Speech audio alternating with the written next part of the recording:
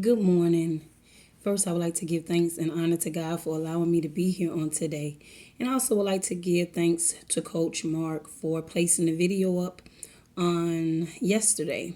And Ryan Roy, it was a blessing just watching you speak. It was just, I don't know, it was emotional in its own way. So I want to also thank Miss Marilyn and Miss Pearl for placing your videos up as well. This morning I'm going to speak about whatever God lays on my heart about, speaking. I've been a speaker since I was 15, as I said that in my intro video. I've been a speaker since I was 15. And, I grew up in an environment that was chaotic, very dysfunctional. And I remember my mom going to a support group in an NA meeting.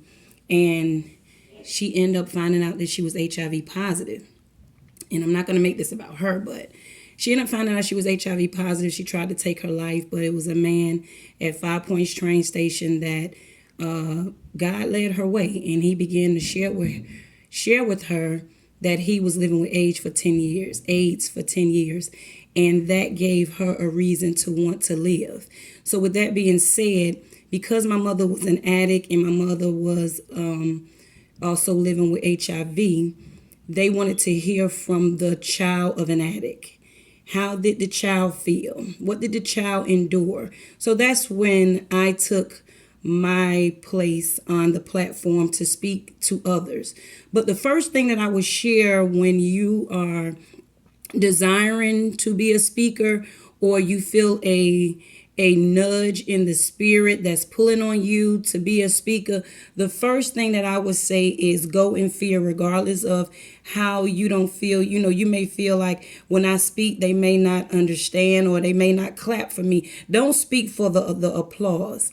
You speak to change lives. You speak from your innermost being. I'm talking when I was listening to Coach Ryan, I can see that it was something very emotional going on within the spirit.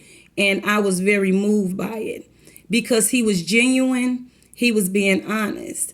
And I say that to say, as for myself, when I used to speak, I felt like my tongue got heavy. I felt like I couldn't control the position of my mouth. And maybe that's not what was taking place, but within myself, I felt that way. But now I don't feel that way. The more I spoke and the more I seen that, I can remember my mother saying to me, she said, Keisha, if you reach just one life, you've done your part. You may not reach everyone in the crowd, but if you reach just one life, you've done your part. So I would like to leave you with one thing today. One thing, okay? If you desire to speak, introduce your fear to faith. Go in fear regardless and allow your faith, the size of a mustard seed, to move that mountain of fear out of the way. Okay? I want you to go in confidence. I want you to speak your truth. Because even though it's true to you, it may not be true to others, but somebody is going to be able to relate to you. Because the thing about speaking, you want to relate to them and you want them to relate to you. So from one heart to another, I just want to again say thank you for involving me and connecting me to such a inspirational, encouraging group such as the Nation of Success. I hope that's it, Lord. But I really want to give honor to God for the group, for each and every one of you, and for us to be able to lift one another, support each other, encourage one another along the way. And I want to say thank you for tuning in to this video on today. Thanks, and God bless.